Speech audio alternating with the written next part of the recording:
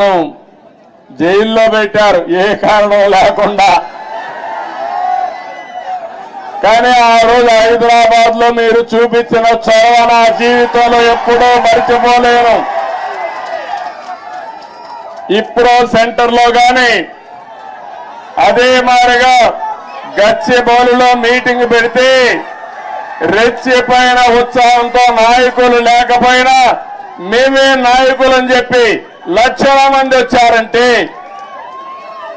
అది నా జీవితంలో ఎప్పుడూ జైల్లో ఉండి చూసి నేను చేసిన పనికి నేను చేసిన అభివృద్ధి గుర్తుపెట్టుకుని నాకు సంఘీభావాన్ని తెలియజేశారంటే ఆ రోజే నేను అనుకున్నా నా జన్మ చరితార్థకమని. ఇక్కడే కాదు ప్రపంచం మొత్తం అన్ని 70-80 దేశాలు, ఆ దేశాల పేర్లు కూడా నాకు తెలియవు కానీ